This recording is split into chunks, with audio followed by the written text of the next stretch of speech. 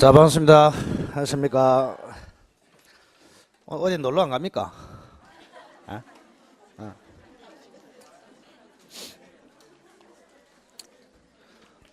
뭐 오늘 같은 날 놀러 가시고 또 내일도 놀러 가시고 이래 해가지고 뭐 한 3, 4년 뒤에 시험 되면 되고 뭐 이렇지 뭐. 그죠? 그 오늘 같은 날 좀 빠지기 시작하면은 시험이 자꾸 멀어진다 이렇게 생각하시고 어쨌든 간에 그 민법이 어쨌든 해결이 안 되면은 매년 걸린다 이렇게 마음을 먹으시고 좀 힘드셔도 뭐 주말인데 차근차근하게 좀 이렇게 성실하게 좀 잘 참석하시기 바랍니다. 그 지난번에 우리 학생들이 그 시간표에 하루만 이렇게 딱 이렇게 표시가 되어 있으니까 오늘 하루만 하냐 이렇게 물어보는 사람이 있더라고. 그래서 저 사람이 앞으로 시험이 빨리 되겠나 이런 생각도 좀 들고 이게 민법이 답니다 다. 전부 단데 민법을 하루 만에 한다 그 있을 수가 없잖아요, 그죠? 그래서 앞으로 아마 5번 정도 할 겁니다 아마 예상이. 그래서 하여튼간에 여러분들 앞으로 지금 교과서 좀 읽기가 힘드니까 아직도 요 자료 중심으로 계속 읽어가지고 체계를 머릿속에 딱 넣은 다음에 그 다음에 책으로 좀 확인해보고 이런 과정을 좀 성실하게 좀 거쳐야 되겠다 이런 생각이 듭니다. 그래서 하여튼간에 그 지금 오늘 아마 하면은 다음 주에 우리가 정규 시간에 진도 나가는 부분까지 아마 할 거거든요. 그래서 오늘 지난주에 했던 거 하고 그 다음에 이제 다음 주에 할 거 하고 미리 좀 이렇게 좀 중요한 부분만 검토를 한다 이렇게 생각하시고 그래서 같이 병행해 나오면은 화요일 수업도 좀 편하고 또 토요일 수업도 편하고 그 상호 보완적이기 때문에 잘 들어서 이렇게 하시기 바랍니다. 그리고 이제 그 화요일 날 그 강의 속에 포함이 안 되는 부분이 여기에서 강조되는 부분도 있거든요. 그래서 양쪽을 다 놓치지 마시고 잘 좀 따라오시기 바랍니다. 자, 오늘은 예상 시간이 빠르면은 1시, 늦으면 1시 20분 항상 그렇습니다. 자, 그렇게 생각하시고 1페이지 같이 한번 보실까요? 우리가 민법에 제일 처음에 들어가면은 그 권리 변동에 관해서 한 문제가 나올 가능성이 있습니다. 그래서 이제 변동이란 것은 세 마디를 줄인 것입니다. 그죠? 취득, 변경, 상실 세 가지. 그 중에서 지난주에 수업 시간에는 변경, 상실 중심으로 했습니다. 그래서 취득은 이제 간단하게 처리했고 오늘 여기서 다시 한 번 더 확인하려고 그렇게 한 것입니다. 그 실제로 이제 취득, 변경, 상실 중에는 취득에서 시험이 잘 놉니다. 취득. 최초로 취득했다. 원시 취득. 넘겨받았다. 승계 취득. 전체를 넘겨받았다. 이전적 승계. 일부를 넘겨받았다. 설정적 승계. 그 다음에 이전적 승계 중에서 특정해서 승계했다. 특정 승계. 지위를 포괄적으로 승계했다. 포괄 승계 이렇게 됩니다. 자, 그래서 우선은 여러분들이 괄호 안을 제가 정확하게 부르면은 정확하게 한번 기재를 해보는 그런 습관을 들이시기 바랍니다. 제가 읽어볼게요. 한 번 더. 자, 권리 취득에는 원시 취득과 승계 취득이 있고 승계 취득에는 이전적 승계와 설정적 승계가 있으며 전자, 즉 이전적 승계에는 특정 승계와 포괄 승계가 있다. 여기 기본 책입니다. 자, 그래서 그 밑에 예가 있네요. 자, 갑이 신축한 건물을 을이 매매 또는 상속으로 소유권을 이전받아 병에게 전세권을 설정해 준 경우에 신축 건물에 대한 갑의 소유권 취득은 최초이죠.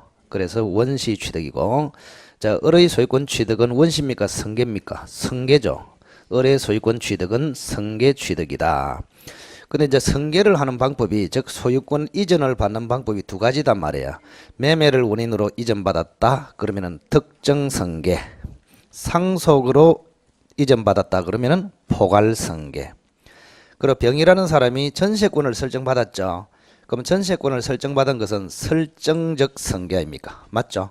그래서 소유권 중에서 사용 수익만 일부를 승계했기 때문에 설정적 승계. 자, 요런 거는 여러분이 그림으로 한번 그려놓으면 좋아요. 그죠? 그림으로 하나 간단하게. 그래서 갑이라는 사람이 최초로 이제 신축을 했다 이 말입니다. 신축을 해가지고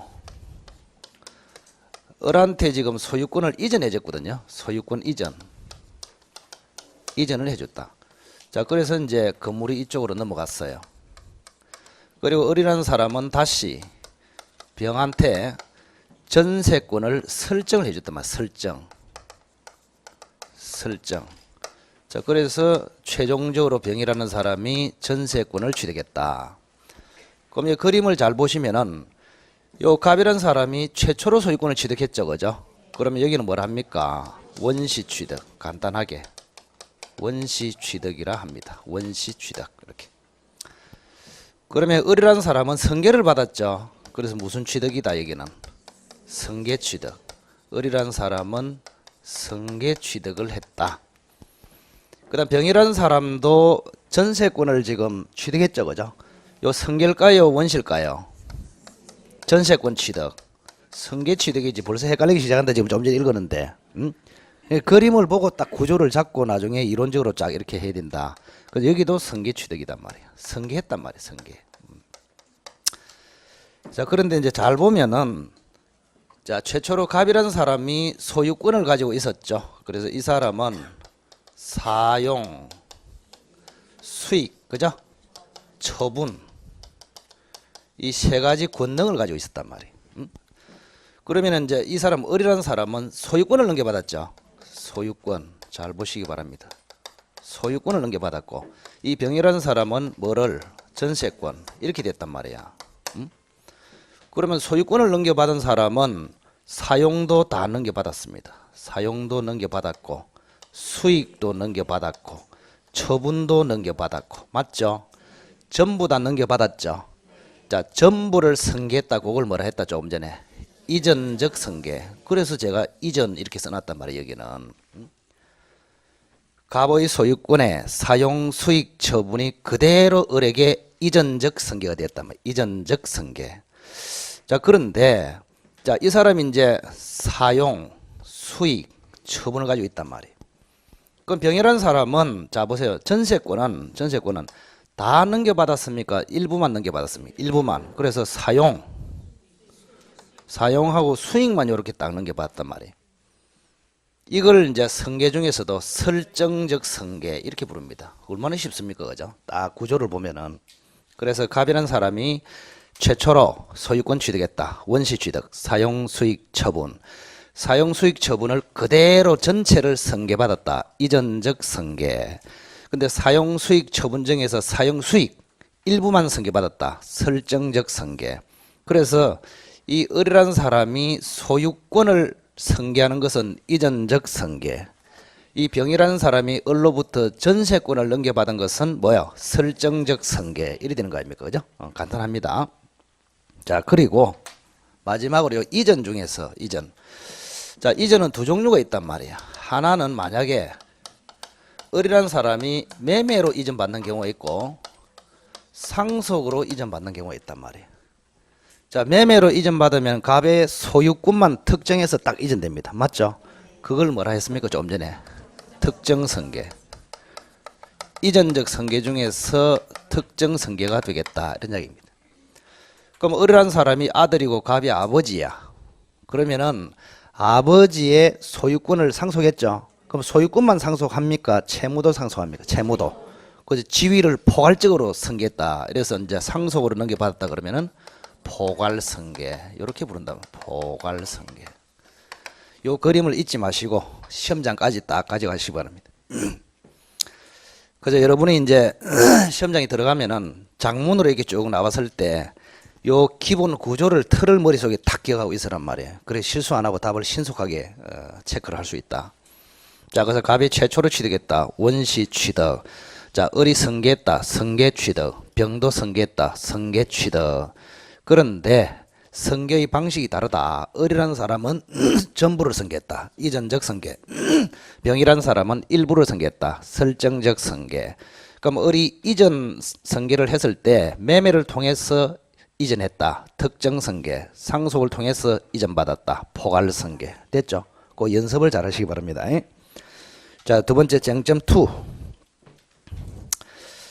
자, 그대로 정확하게 한번 읽어볼게요. 법률 사실은 법률 요건의 구성 요소이고 법률 요건이 구비되면은 법률 효과가 발생한다. 여기서 법률 효과는 권리 변동이다. 자, 한 번 더. 법률 사실은 법률 요건의 구성 요소이고 법률 요건이 구비되면은 법률 효과가 발생한다. 자, 여기서 법률 효과는 권리 변동이다. 자, 예를 한번 보겠습니다. 자, 갑이 자기의 특정 토지를 1억에 매도하겠다는 제의를 하고 을이 그대로 받아들이겠다는 수락을 한 경우에 매매계약이 성립합니다. 그 결과 매도인 갑에게는 대금 지급 청구권이, 매수인 을에게는 소유권 이전 청구권이 발생한다. 자, 이 경우에 갑의 제의를 청약의 의사표시, 을의 수락을 승낙의 의사표시라 한다. 맞죠?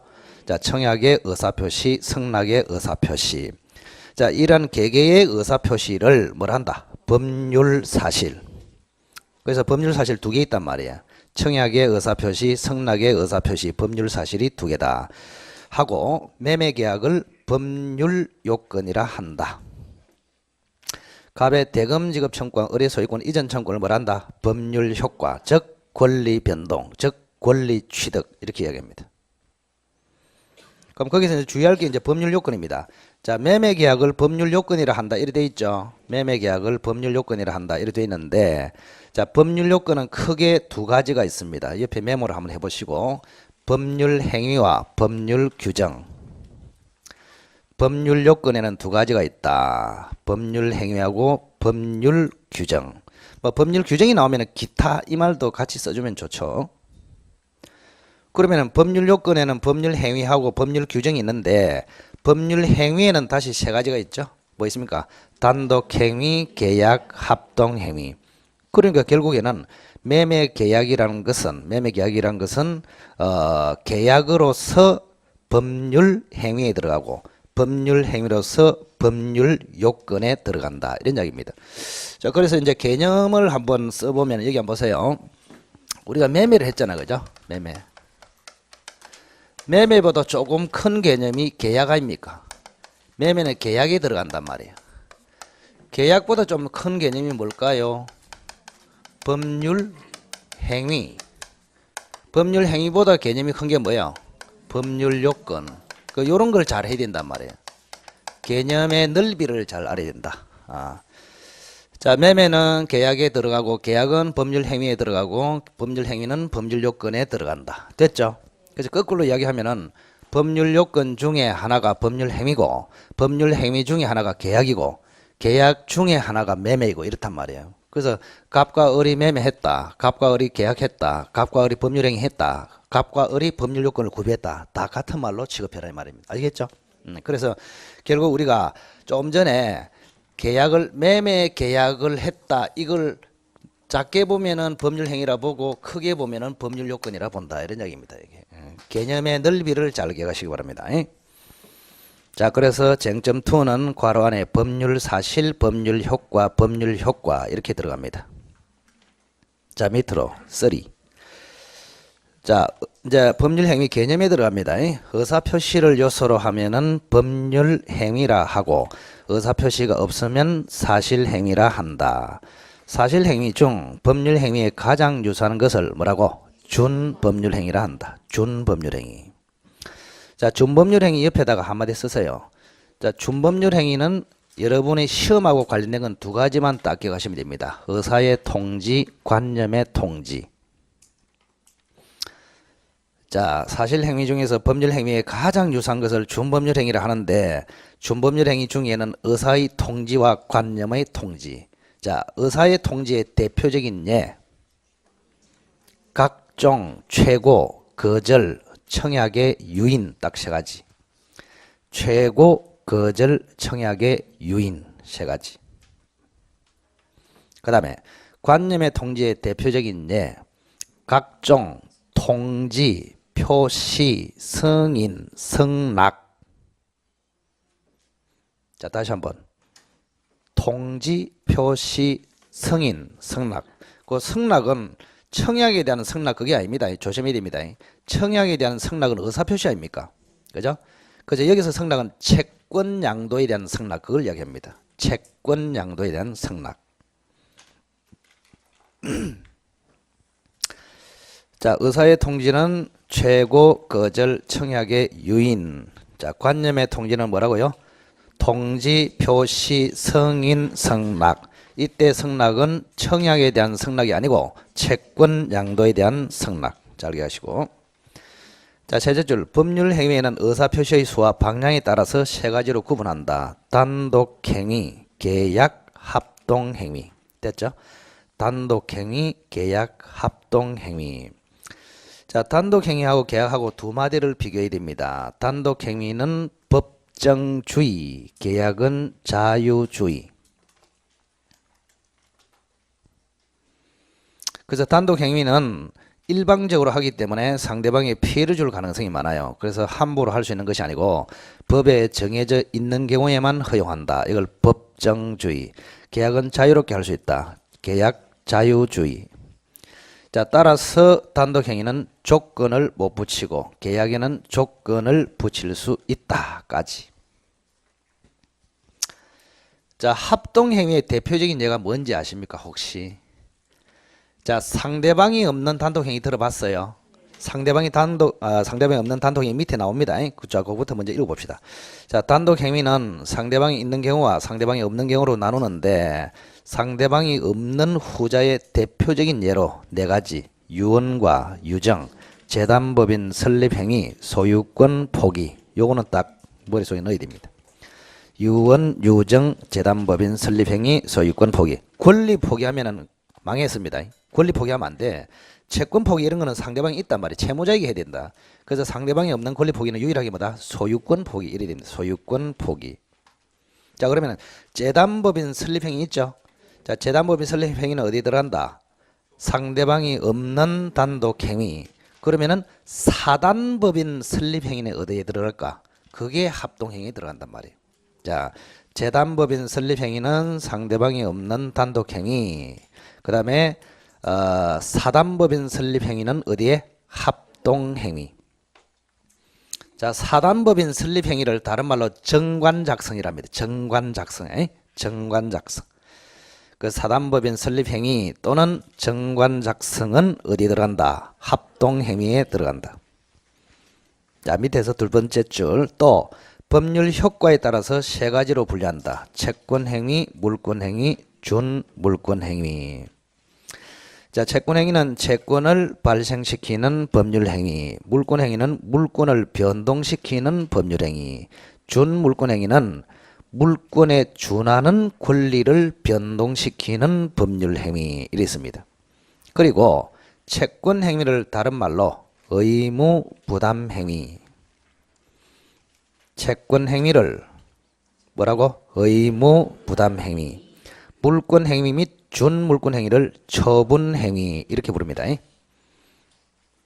자, 그래서 괄호 속에 의무부담행위하고 그 다음에 처분행위하고 나중에 답은 없습니다. 여러분의 집중을 도모하기 위해서 답은 안 줍니다. 정신 바짝 차려 들으라고.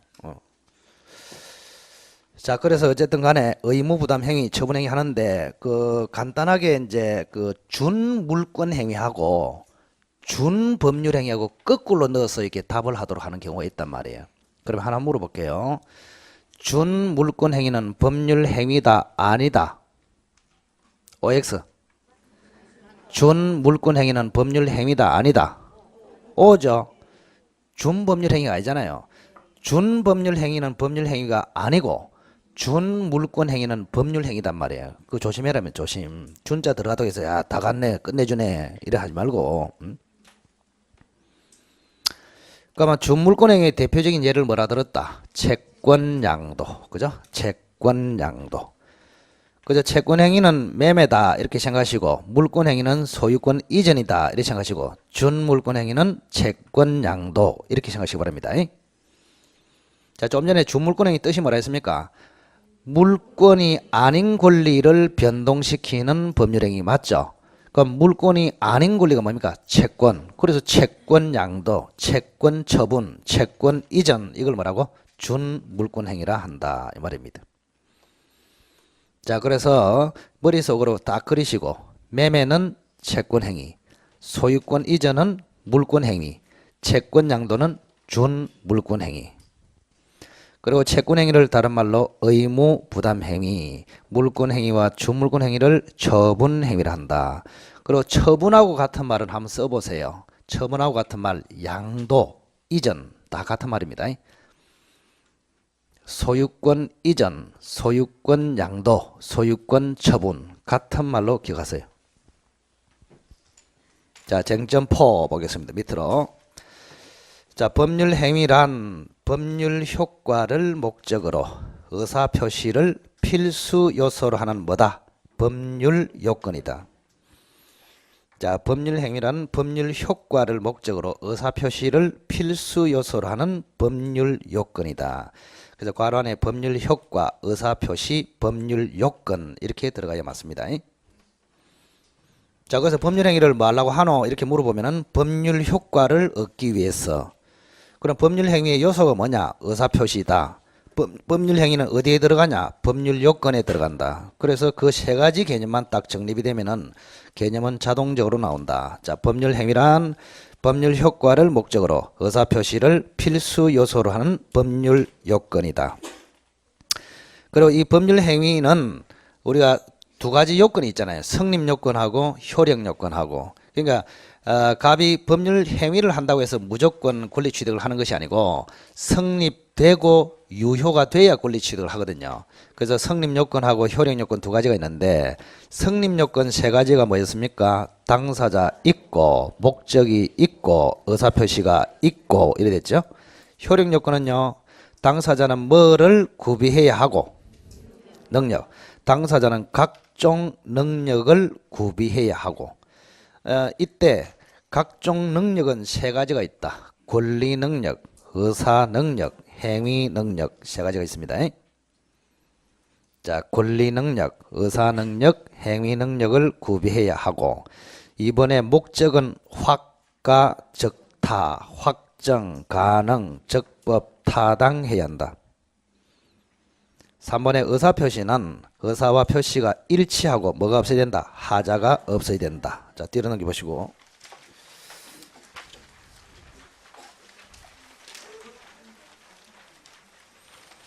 그래, 지난주에 수업 들은 부분은 조금 그래도 듣기에 편할 겁니다. 아마 지난주에 수업 한 부분을 지금 반복하고 있기 때문에. 자, 확정은 우리가 이제 조금 전에 확가, 적타, 목적면에서 효력 요건은 확정되고 가능하고 적법하고 타당하고. 그런 법률 행위를 했는데 애매하게 했단 말이야. 그 애매하게 한 것을 확실하게 한다. 이걸 확정입니다. 그 확정시키는 수단이 뭐냐? 법률 행위 해석이다. 이게 굉장히 중요하죠.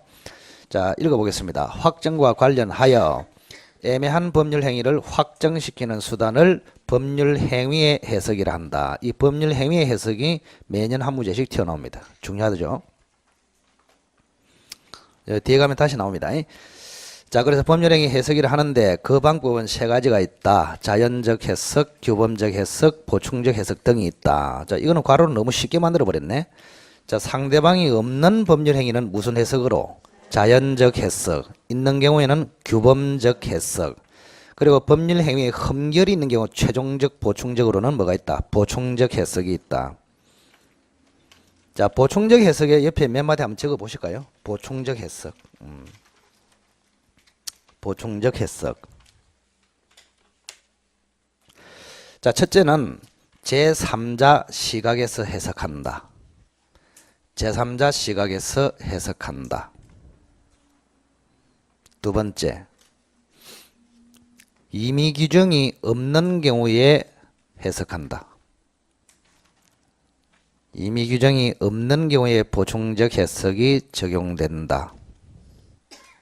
세 번째, 자, 보충적 해석으로 사건을 처리한 유일한 판례가 후유증 사건입니다. 그 뒤에는 다시 나옵니다.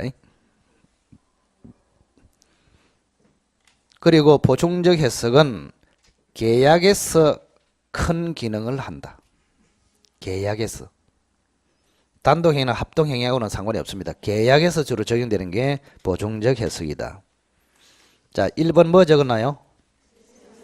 제3자 시각에서 해석한다. 2번은요. 임의 규정이 없는 경우에 적용된다. 세 번째는 후유증 사건에 적용된 해석 방법. 후유증 사건에 적용된 해석 방법. 네 번째는 뭐? 계약에서 큰 기능을 한다. 네 가지. 자, 밑으로 쟁점 6번. 자, 불능 요것도 이제 체계가 굉장히 중요합니다. 좀 어렵고 나중에 여러분들이 민법 전역하고 연결이 되기 때문에 정확하게 하시기 바랍니다. 자, 불능 반대말은 가능이죠. 가능하고 불능하고 반대말. 그 원래 이제 가능은 이행 가능, 불능은 이행 불능 이런 뜻입니다. 자, 불능에는 두 가지가 있다. 애초부터 불능이 됐다. 매매 전에 불능, 원시적 불능. 매매 후에 불능이 됐다. 후발적 불능. 자, 원시적 불능에는 전부 불탔다. 전부 불능. 방 3개 중에서 방 하나가 불탔다. 일부 불능. 그다음 후발적 불능은 두 가지로 나눠집니다. 채무자의 귀책 사유로 불능이 됐냐, 귀책 사유 없이 불능으로 됐냐. 자, 채무자의 귀책 사유로 불능이 됐다면은 좀 이따가 나옵니다. 채무불이행 문제. 귀책 사유 없다면은 위험 부담 문제로 처리한다. 자, 그리고 자, 세 번째 줄에 괄호에 뭐가 들어갈까요? 원시적 불능. 그러면 틀렸습니다. 정확하게 원시적 전부 불능 이렇게 됩니다. 정확하게 방이 싹 모조리 다 탔단 말이에요. 모조리 다 타면은 자, 원시적 전부 불능은 무효다. 이게 핵심이죠. 매매 전에 집이 완전히 전수됐다. 이런 경우에는 무효입니다. 자, 무효이고 이제 무효이기 때문에 계약상의 책임은 지지 않습니다. 따라서 뭐로 처리한다? 535조 계약 체결상의 과실 책임으로 처리합니다. 이거는 계약상의 책임은 아닙니다.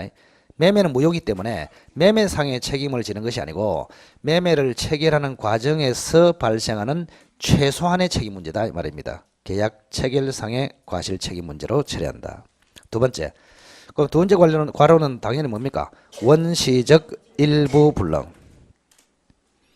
자, 매매 전에 집이 불탔는데 방 하나가 불탔다 이 말입니다. 매매 전에 집이 불탔는데 방 하나가 불탔다. 이때는 유효냐 무효냐 했을 때는 이게 매매냐 정여냐 이걸 가지고 구분한다 그랬습니다. 매매. 자, 매매를 뭐랍니까? 유상행위. 정여는 무상행위. 따라서 원시적 일부 불능은 유상행위의 경우에는 유효. 매매를 생각하시면 됩니다. 유상행위의 경우에는 유효로서 담보 책임 문제로 처리됩니다. 담보 책임 문제. 그리고 무상행위 정여. 무상행위는 뭐로 처리한다? 137조 일부 무효의 법리로 처리한다. 자, 일부 무효의 법리는 법률 행위 중에서 일부가 무효이면은 전부 무효로 간다. 따라서 유상행위면은 유효로 가고 무상행위면은 무효로 간다. 이런 이야기입니다. 전부. 자, 특히 원시적 일부 불능 파트를 조심하세요. 머릿속으로 매매하기 전에 정의하기 전에 방 하나가 불탔다 이 말입니다. 그런 경우에 어떻게 처리하냐? 매매라면은 유효로서 담보 책임으로 처리하고 정여라면은 뭐요? 일부 무효의 법리로서 전부 무효로 처리된다. 간단하게 딱 기억하세요. 자, 후발적 불능의 경우, 즉 매매 후에 이제 불탔습니다. 매매 후에. 후발적 불능의 경우에는 채무자의 귀책 사유로 불탄 거 하고 귀책 사유 없이 불탄 거 하고 어느 경우에 채무자가 책임을 집니까? 귀책 사유 있을 때. 그러면 채무자의 귀책 사유가 있으면은 채무를 제대로 이행하지 않았죠. 이것을 채무 불이행 문제. 자, 채무자의 귀책 사유가 있으면은 채무 불이행 문제로 처리하고 귀책 사유 없으면은 위험 부담 문제로 처리한다. 위험 부담 문제. 자, 이 체계가 완벽하기 때문에 이 구조를 잘 기억하시기 바랍니다. 그래서 머릿속으로 크게 매매 전에 불탔다 원시적 불능, 매매 후에 불탔다 후발적 불능. 원시적 불능은 전부 불탔다 전부 불능, 방 하나가 불탔다 일부 불능. 그럼 전부 불능은 매매 자체는 무효로서 계약 체결상의 과실 책임. 방 하나가 불탔다 일부 불능의 경우에는 두 가지로 나눠라. 매매냐 정여냐. 매매라면은 유효이면서 담보 책임, 정여이면은 무효로 처리한다. 됐죠? 그다음 후발적 불능은 전체적으로 유효입니다. 후발적 불능은 유효. 대신에 채무자의 귀책 사유가 있으면은 뭐로 처리한다? 채무 불이행 책임. 없으면은 뭐로? 위험 부담 문제로 처리한다. 이 골격을 잘 기억해야 다음에 우리가 담보 책임 배울 때도 위험부담을 배울 때도 굉장히 유용합니다. 자, 밑으로 7번. 두 번째 이제 세 번째 적법이 나오네요. 확정 가능 적법. 자, 법에 적합해야 된다. 적법에서의 법은 강행법규를 말한다. 자, 이런 강행법규에는 두 가지가 있다. 하나는 효력 규정과 단속 규정. 효력 규정과 단속 규정. 자, 효력 규정을 위반하면 효력을 안 줍니다. 그래서 무효이고, 단속 규정을 위반한 경우에는 단속만 당합니다. 따라서 유효이지만 다만 처벌받을 수 있다. 이래 됩니다. 자, 쟁점 7번은 괄호 안에 효력 규정과 단속 규정, 그 다음에 세제 조례는 무효, 내재 조례는 유효 이렇습니다. 자, 예를 옆에 한번 기억해 볼까요? 간단하게 효력 규정의 대표적인 예, 딱 두세 가지만 적어주세요. 첫째, 토지거래 허가 규정. 여러분이 그 공법에 국토법 있죠? 국토법에 토지거래 허가 있잖아요. 그죠? 토지거래 허가 규정. 그 다음 두 번째, 명의 신탁 금지 규정. 토지거래 허가 규정, 명의 신탁 금지 규정. 그 다음에 중개 보수 상한 규정. 그 세 가지만 딱 기억하세요. 우선. 자, 효력 규정의 대표적인 예 세 가지. 토지거래 허가 규정, 또 명의 신탁 금지 규정, 또 중개사 보수 상한 규정. 중개 보수 상한 규정. 자, 단속 규정의 대표적인 거는 중간 생략 등기 금지 규정. 중간 생략 등기 금지 규정. 그 다음에 그 밑에 2번 해가지고 무허가 실이죠. 그걸 하도 많아서 그냥 무허가 실이죠. 그러니까 허가를 받아야 되는데 각종 허가를 안 받고 했단 말이야. 그런 경우는 단속 규정 위반이다 이 말이죠. 따라서 단속만 되고 무효로 가지는 않습니다. 무허가 음식물 판매 행위는 단속 규정에 위반했기 때문에 그 매매 자체는 유효이고 다만 처벌받는다 이런 뜻입니다. 무허가 실이죠. 허가를 받지 않고 뭘 했다. 그러니까 토지거래 허가 규정 빼놓고 전부 다 허가는 무슨 규정이다? 단속 규정이다. 이렇게 생각하시면 무허가 실이죠. 그 무허가 시리즈의 대표적인 예 두 가지만 딱 기억하시면 되겠죠. 무허가 음식물 판매 행위, 무허가 숙박업 행위. 이 두 가지 행위는 유효다. 다만 처벌받는다. 이런 이야기입니다. 간단하게 그렇게 보시고. 자, 8번 보겠습니다. 타당과 관련해서 타당. 자, 타당은 이제 시험에 직접 출제가 되는 부분이죠. 무조건. 자, 103조의 반사회적 법률 행위와 104조 불공정 행위가 있다. 양자 모두 그 행위는 절대적 무효로서 추인하여도 유효로 되지 않는다. 자, 절대적 무효. 절대적 무효하고 반대말이 상대적 무효죠. 자, 상대적 무효하고 절대적 무효하고 뭐가 많아요? 절대적 무효. 상대적 무효는 딱 두 개밖에 없어. 107조 비진위 표시 무효, 108조 통정허위 표시 무효. 그 두 가지만 상대적 무효이고 나머지는 전부 다 절대적 무효다. 자, 절대적 무효 중에서도 가장 강력한 절대적 무효가 103조, 104조다 이 말입니다. 그래서 이거는 추인도 된다 안 된다? 안 됩니다. 추인이란 것은 무효인 법률 행위를 유효로 살린다 이런 뜻이거든요. 살리지 못합니다. 이거는 한 번 무효로 되면 끝장이다. 그래서 103조, 104조 무효는 절대적 무효로서 추인을 하여도 유효로 되지 않는다. 추인.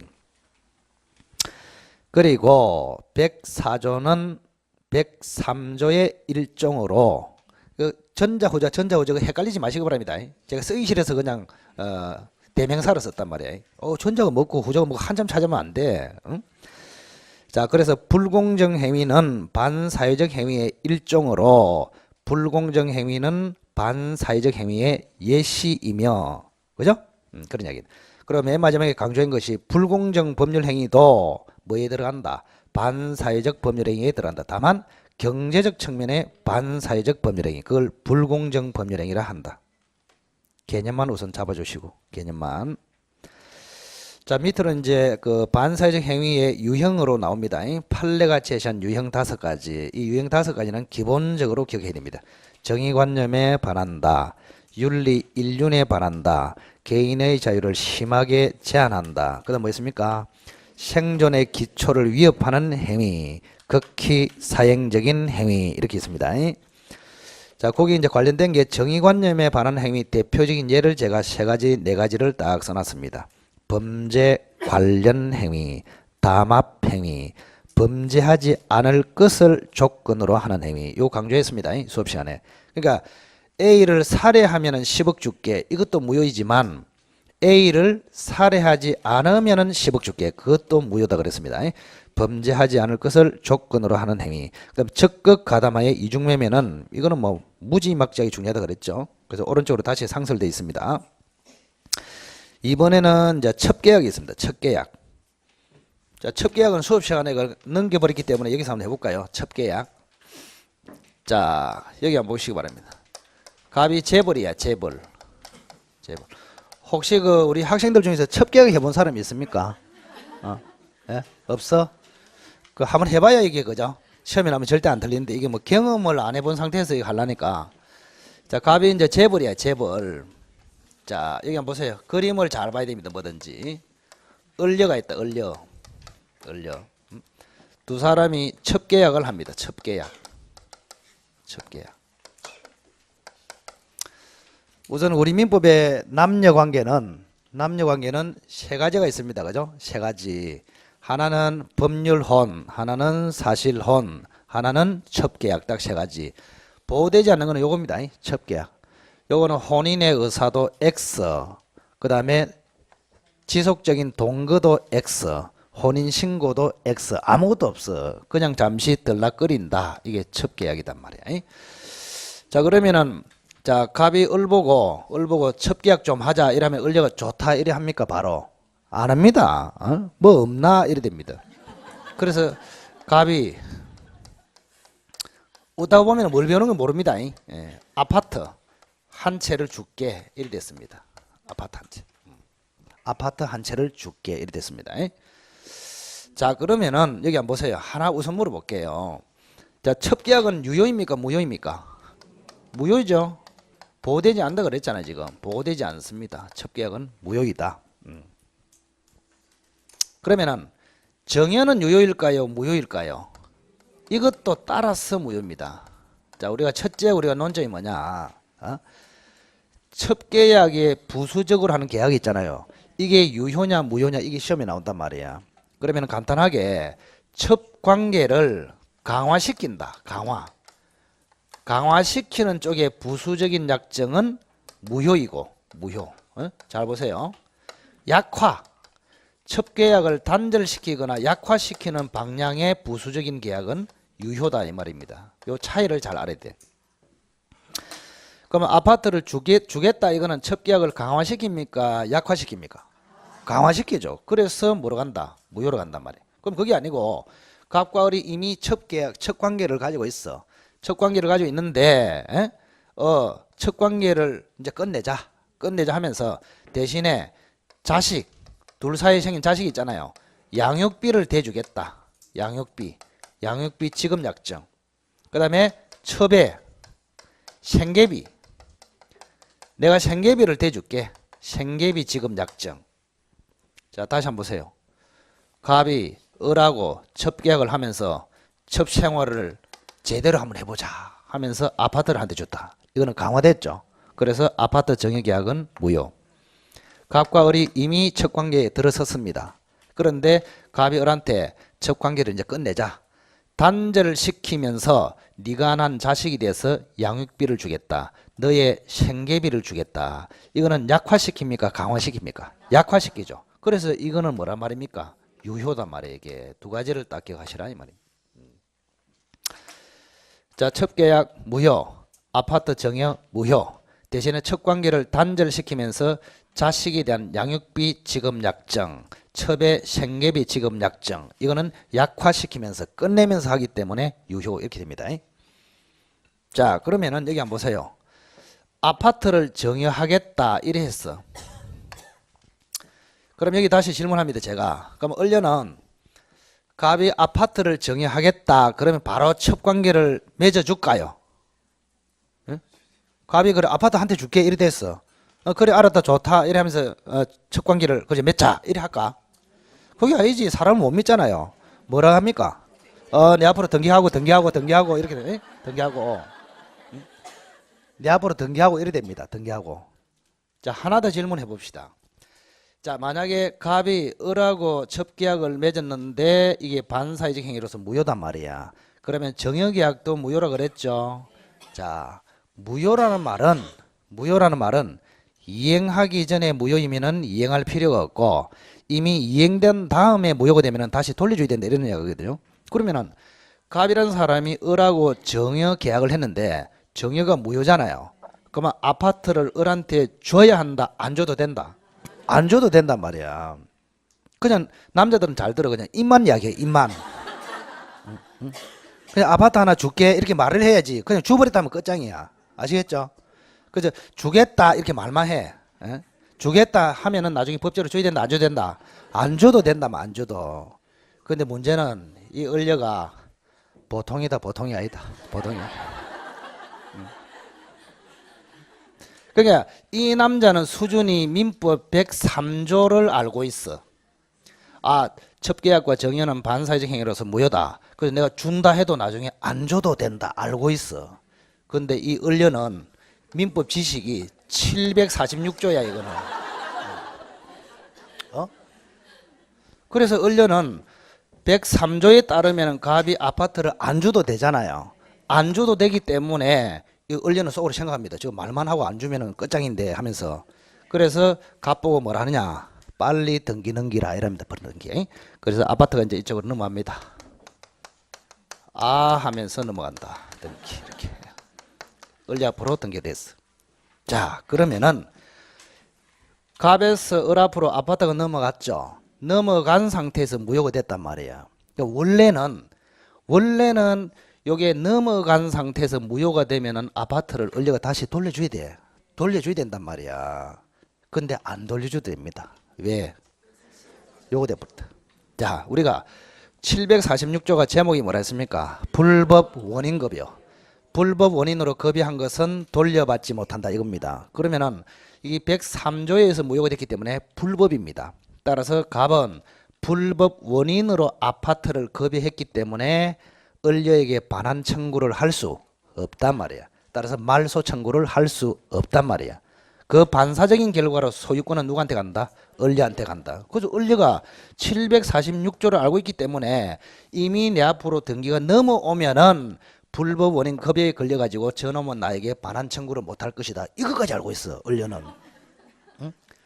그래서 민법 지식 수준이 갑은 103조 수준인데 을려는 103조 플러스 746조까지 알고 있어. 그래서 대부분 다 이런 짓 하는 여자들은 민법 지식이 뛰어납니다. 대부분 다. 대단해. 그거 다 알고 있어. 그래서 이 갑이 아파트 그냥 줄게 말만 하면 을려는 입으로만 되나 빨리 등기를 넘기라 이래 합니다. 왜? 지 앞으로 넘어오면 지그돼 버리기 때문에. 몇 조에 걸려가지고 746조.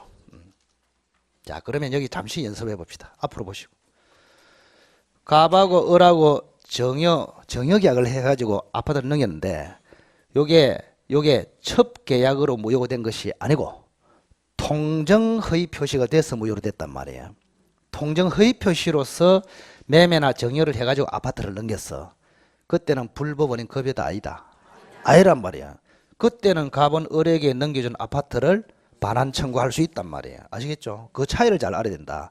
그래서 이게 무효이다. 그럼 을은 무조건 돌려줘야 된다. 그러면 안 돼. 통정허위 표시로 무효가 되면은 을려는 돌려줘야 되고 103조나 104조에서 무효가 되면은 뭐에 걸리기 때문에 746조 불법 원인 급여에 걸리기 때문에 갑은 불법 원인으로 을한테 아파트를 줬기 때문에 돌려받지 못합니다. 그 결과로 을려가 소유권을 취득해 버린다 이 말입니다. 아시겠죠? 을려가. 그럼 이제 시험에 이제 응용이 되겠죠. 자, 을려는 아파트를 받았습니다. 아파트를 받았어. 첩계약 무효, 정여 무효. 그러나 아파트를 넘겨받았습니다. 돌려줘야 된다. 지 거다. 그럼 을려는 여기서 아파트에 뭐 자기 노래 부르면서 살까요? 아니면 신속하게 팔까요? 팔지. 재수없다면서. 예. 신속하게 팔아먹습니다. 이렇게 보통은. 그래서 제3자한테 이제 아파트가 넘어간다 이 말인데 이렇게. 그럼 시험에 이렇게 나옵니다. 을려로부터 넘겨받은 병은 선이다. 악이다. 소유권을 취득합니까? 이렇게 시험에 나와. 시험은 선일 때 취득할까? 악일 때 취득할까? 무조건 취득한다. 결론은 왜 그렇습니까? 자, 맨 나중에 등기한 사람이 소유권을 취득하느냐는 을을 봐라 그랬죠. 을이 권리자 같으면 선악을 불문하고 취득하고, 을이 무권리자 같으면 선악에 따라서 달라질 수도 있죠. 근데 이게 권리자다 무권리자다? 권리자. 746조의 반사적 효과로서 이 을녀가 소유권을 취득해버린단 말이에요. 그리고 권리자로부터 병이 정상적으로 넘겨받았기 때문에 선이 악의를 불문하고 병은 무조건 소유권을 취득한다. 이게 답이단 말이에요. 아시겠죠? 핵심은 뭐다? 746조. 만약에 여기가 746조에 걸린 거 아니고 그냥 통정허위 표시로 108조에서 무효야. 반사회적 행위로서 무효가 된 것이 아니고 통정허위 표시가 돼서 무효야. 그러면은 이 사람은 권리자입니까? 무권리자입니까? 무권리자죠. 그럼 무권리자로부터 넘겨받았죠. 그럼 법률 규정을 봐야 돼. 선의의 제3자 보호 규정이 있냐? 108조에 보면 딱 있습니다. 자, 무효로서 선의의 제3자에게 대항할 수 없다. 따라서 선의자는 취득, 악의자는 불취득, 반환 이렇게 됩니다. 아시겠죠? 그렇게 시험에는 나온단 말이에요. 자, 그래서 병의 지위는 요게 반사회적 행위로서 무효냐 아니면 통정허위 표시로서 무효냐 따라서 이 사람의 운명이 좌우된다. 반사회적 행위로서 무효가 되면은 불법 원인급여 746조에 해당되기 때문에 반사적 효과로 을려가 완전한 권리를 취득한단 말이에요. 그러면 완전한 권리를 넘겨받은 이 병이라는 사람은 선악을 불문하고 무조건 취득한다. 그러나 이게 통정허위 표시로 무효가 됐다. 그럼 이거는 불법이다. 불법이 아니다. 불법이 아닙니다. 따라서 746조가 적용이 안 됩니다. 그래서 을려는 소유권을 취득한다. 취득하지 못한다. 취득하지 못한다. 그럼 권리 없는 자로부터 병이 넘겨받았기 때문에 이때는 법률 규정에 따라서 선의이면은 취득하고 악이면은 불취득하고 반환하고 이렇게 됩니다. 그 연습을 잘해야 된다. 나중에. 자, 첩격은 그 정도로 하시면 되고, 자, 뒤로 넘겨 보겠습니다. 3페이지.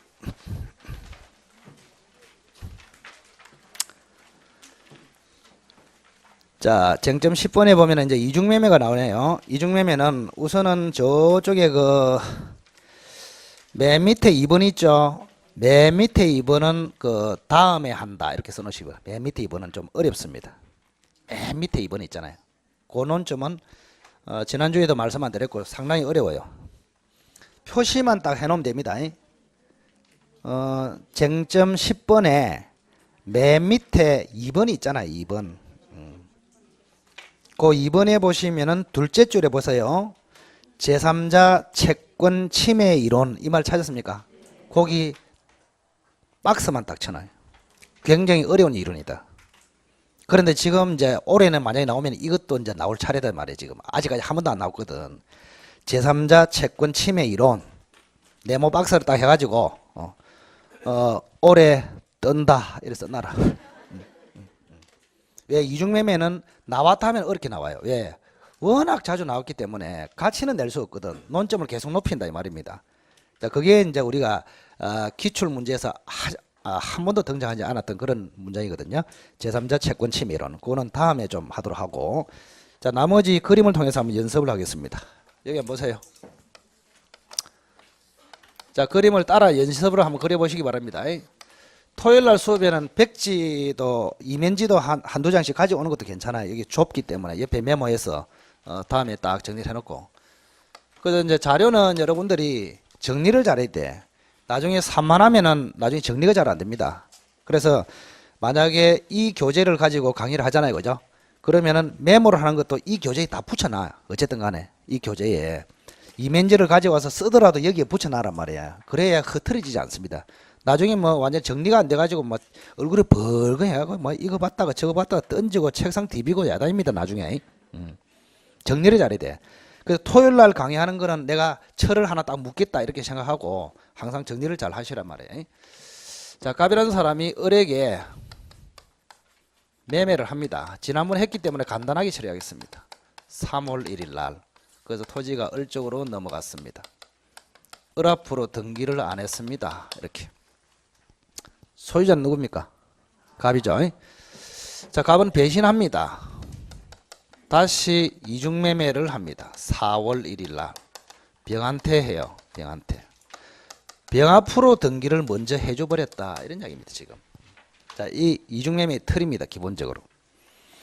그리고 중도금을 지급했다. 이거 빼먹으면 안 됩니다. 중도금을 지급했다.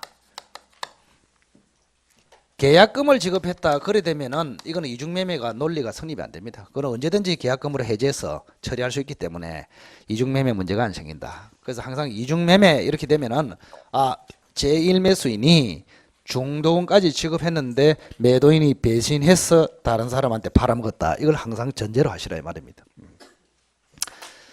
자, 그러면은 이중매매는 이 사람은 채무자입니다. 채무자. 이 사람 뭐고? 채권자이고, 채권자.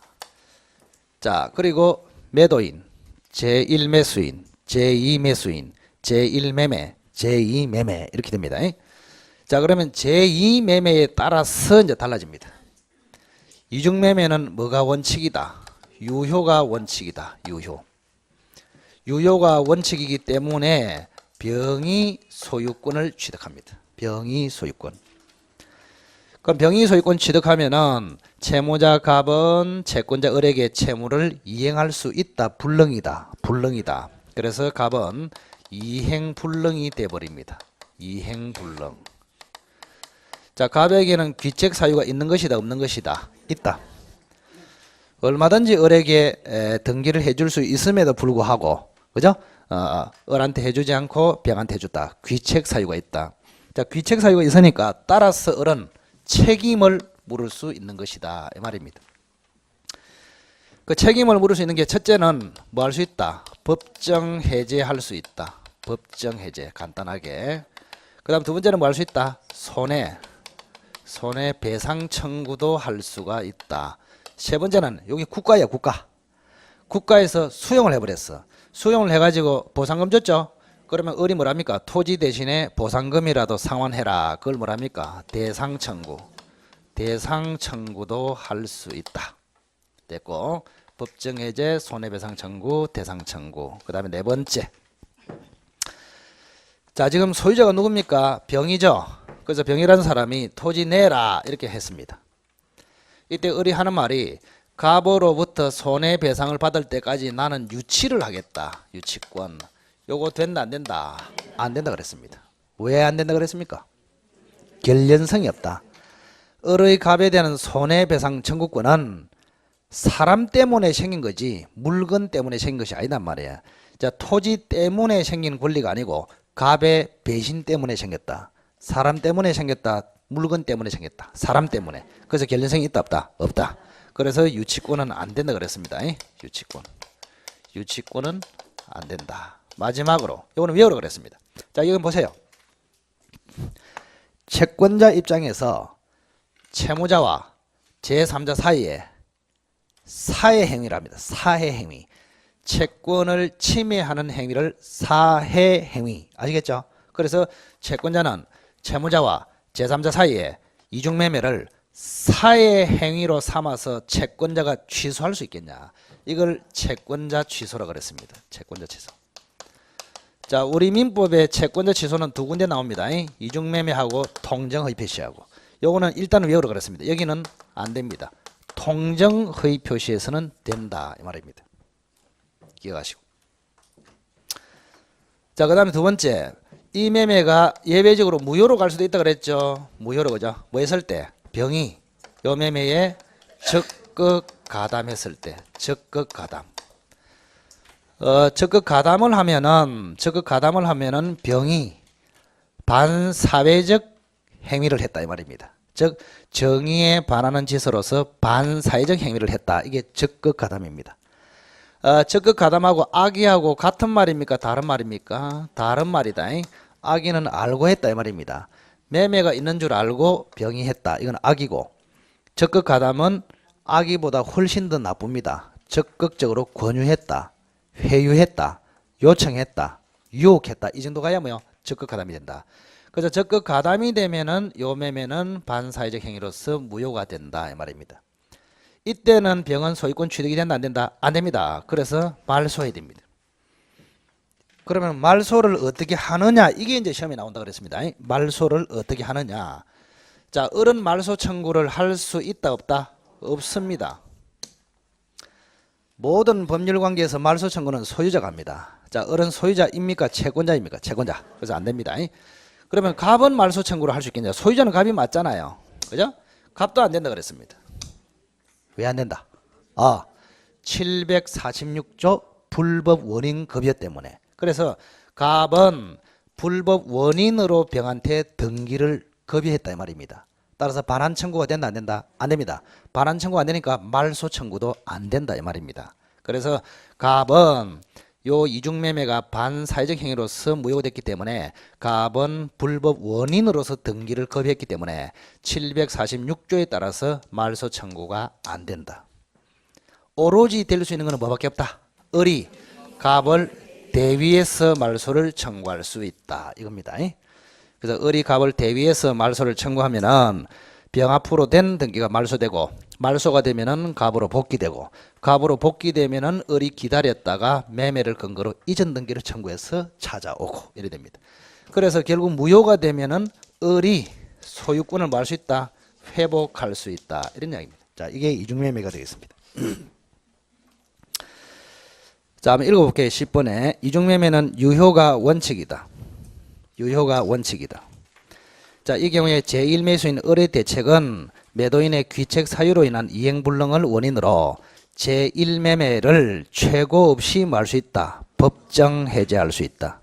최고 없이 법정 해제할 수 있다. 왜 최고 필요 없습니까? 불능이라서. 불능. 이행지체면은 최고를 거쳤어. 불능이면은 최고 없이. 자, 이번에 매도인에게 뭐를 청구할 수 있다? 손해배상을 청구할 수 있다. 근데 손해배상 청구의 근거 두 가지를 기억하세요. 채무불이행으로 할 수도 있고 불법 행위를 원인으로 할 수도 있고. 이게 취득시효 결정적인 차이입니다. 취득시효에서 손해배상 청구할 때는 불법 행위를 원인으로 이래야 됩니다. 근데 이중매매는 매매라는 계약이 있기 때문에 계약 위반, 채무불이행도 있단 말이에요. 그래서 채무불이행으로 손해배상을 청구할 수도 있고 불법 행위를 원인으로 손해배상을 청구할 수도 있고. 괄원에 전보배상이라 되어 있죠. 자, 전보배상 반대말은 지연배상입니다. 지연, 손해배상은 두 종류가 있단 말이야. 네가 늦게 줬기 때문에 배상해라. 지연배상. 네가 못 주기 때문에 배상해라. 전보배상. 따라서 이행지체일 때는 지연배상 청구, 이행불능일 때는 전보배상 청구. 여기는 불능이다, 지체다. 불능. 따라서 무슨 전보배상을 청구할 수 있다. 자, 3번에 국가가 수용을 했을 때는 매도인에게 뭐를 청구할 수 있다? 대상 청구를 할 수 있다. 대상 청구. 자, 4번에 매도인에 대한 손해배상 청구를 위해서 점유물에 대한 유치권을 행사할 수는 없다. 유치권 행사 불가. 자, 5번에 매도인과 제2매수인 간의 매매를 사회행위로 채권자 취소권을 행사할 수도 없다. 됐죠? 자, 1번에 법정해제, 2번에 손해배상, 3번에 대상청구, 4번에 유치권, 5번에 채권자 취소권. 그 밑에 제2매수인의 적극 가담하에 이중매매는 예외적으로 뭐다? 무효이다. 무효. 이때 이 경우 제1매수인 을의 대책은 1번까지만 합니다. 매도인을 뭐해서? 대위해서. 매도인을 대위해서 제2매수인 명의의 등기말소 청구를 해서 매도인 명의로 회복시키고 다시 을 자신 명의로 이전 등기 청구를 해서 소유권을 회복할 수 있다. 까지만 기억하시기 바랍니다. 자, 2번은 좀 다음에 한다 이렇게 해놓고 좀 어렵습니다. 자, 잠시 쉬었다가 11번으로 들어가겠습니다.